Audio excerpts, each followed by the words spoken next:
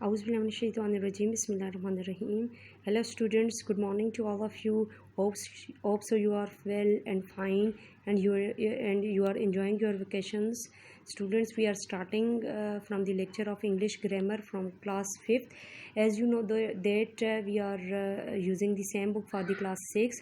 So I'm requesting the students that consider this lecture as for the 6th class. Students, आप लोगों की grammar की जो fifth class की बुक है वही आपकी 6th क्लास में भी पढ़ाई जाएगी. तो ये लेक्चर दोनों क्लासेस के लिए 5th क्लास के लिए भी है और 6th क्लास के लिए भी है. काइंडली 6th क्लास के स्टूडेंट्स भी इसको कंसिडर करें. तो हम प्रीवियस लेक्चर से ही स्टार्ट करेंगे. प्रीवियस लेक्चर में आपको याद होगा, अगर आप उसको रिवाइज़ करें तो हमने यहाँ तक इसको कर लिया था. हम किसके बारे में डिस्कस कर रहे थे? हम नाउन के बारे में डिस्कस कर रहे थे और हमने ये भी डिस्कस किया था कि नाउन किसे कहते हैं. हमने नाउन को डिफ़ाइन भी किया था. सो रिपीट कीजिए. Tell me what is the definition of the noun. The noun is the name of place, person, thing and animal. Noun क्या होता है? किसी शख्स, चीज़, जगह या जानवर के नाम को नाउन कहते हैं. ये मैं आपको रिपीट कर दिया है. आपके इर्द गिर्द जितनी भी चीज़ें हैं, पर्सन्स हैं, प्लेस हैं और थिंग्स हैं, एनिमल्स हैं, उनके नेम को आप नाउन कहते हैं. तो there are different kinds of the noun. हमने 5 काइंड्स को डिस्कस करना है. वो कौन कौन सी हैं? Common noun, proper noun, collective noun, abstract noun, and 5th one is material noun. As you know that students, these are the kinds of the noun. और आपको इनके नेम से ही अंडरस्टैंडिंग हो जाएगी कि इनके जब आप नेम को आप पढ़ेंगे तो उसके मतलब से ही आपको पता चल जाएगा कि इसका क्या मतलब है या ये किस उसको शो कर रहा है. सो स्टूडेंट्स, सबसे पहले है कॉमन नाउन. कॉमन का मतलब होता है आम, ऑर्डिनरी. तो common noun that are used to name general things, common things, rather than a particular person or place or thing are called common noun. rather than का मतलब होता है बजाय. ठीक है ना. अब ये हम यहाँ पे इसके अगर आप डेफिनेशन करेंगे तो ये आपको जस्ट ये जो ब्रैकेट के अंदर लिखा हुआ है तो ये जस्ट आपकी अंडरस्टैंडिंग के लिए कि ये जनरल नेम्स हैं, कॉमन से नेम्स हैं. आम तौर पे जो आम रूटीन में आप नाम यूज़ करते हैं उनको आप कॉमन नाउन कहते हैं. Rather than a particular noun, person, a place और थिंग्स. रदर देन का मतलब होता है इस बजाय इसके कि वो किसी ख़ास चीज़ या जगह को शो करें. एक कॉमन सी चीज़ों को जब हम उनको नाम देते हैं तो हम उनको कहते हैं कॉमन नाउन. इसमें आपकी ट्रांसलेशन भी है. ऐसे तमाम नाउन्स जो आम लोगों, जगहों और चीज़ों के लिए इस्तेमाल होते हैं उनको उर्दू में इसमें नकरा और इंग्लिश में इसको कॉमन नाउन कहते हैं. मिसाल के तौर पे लड़की, स्कूल, मेज़. अब लड़की कोई ख़ास लड़की नहीं है, वो मैं भी हो सकती हूँ, वो कोई और भी हो सकती है, वो कोई और भी हो सकती है. ये एक जनरल नेम है, एक कॉमन नेम है जो एक फ़ीमेल के लिए यूज़ किया जाता है, लड़की.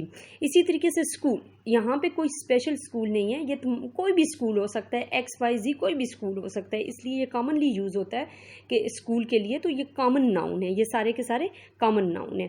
सो इसी तरीके से आपने कॉमन नाउन की एग्जांपल्स लिखनी है अपनी कॉपी के ऊपर.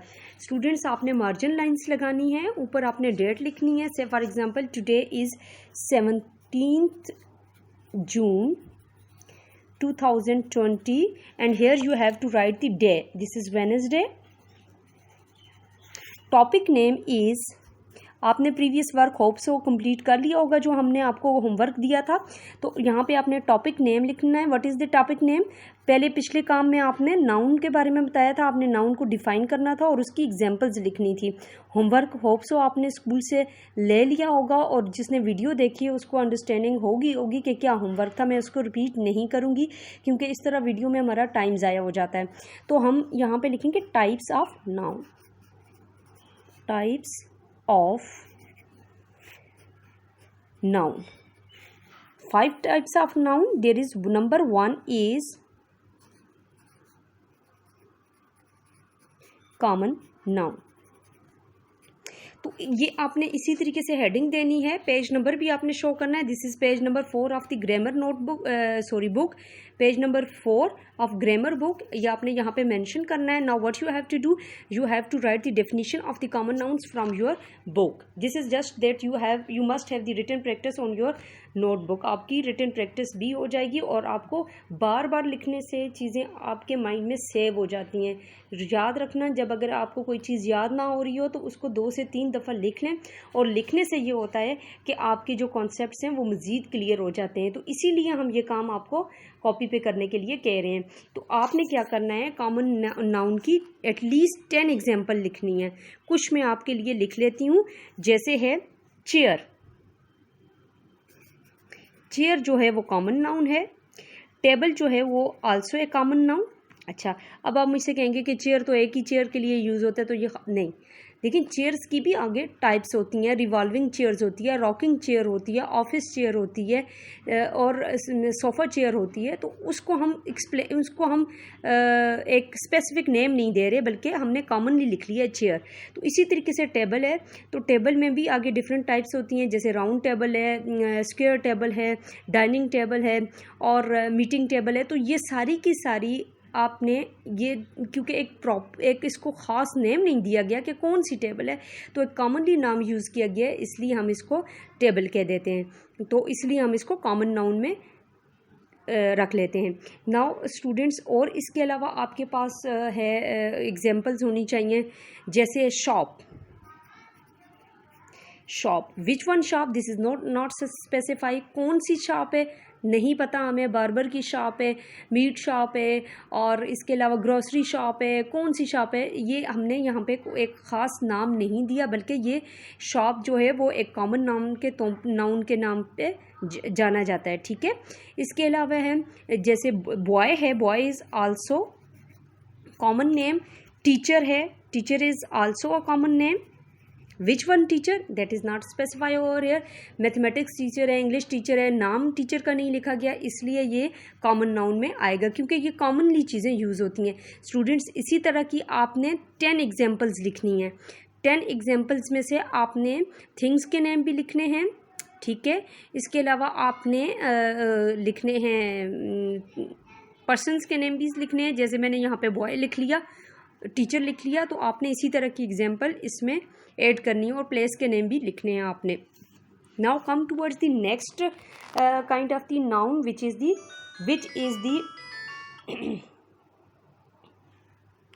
next type of the noun is the proper noun. Which type? Proper noun. Proper noun is used for the specific, particular person, special things, special names of the places is known as the proper noun. Proper nouns are the names of the particular or special people or thing.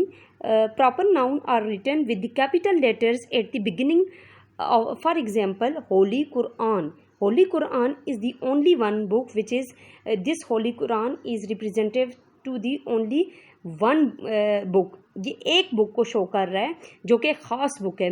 Then Quaid Azam is a proper noun. Why this is a proper noun? Because this is a name of a particular or special person.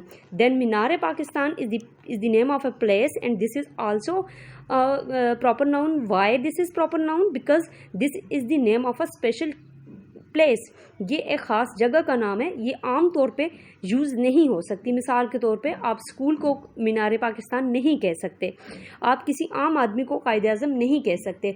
या जैसे आपका अपना name है, मिसाल के तौर पे आपका अपना नेम अली है, तो आप हर एक को अली नहीं कह सकते। This name is representative of your personality, so this is used only specially for you.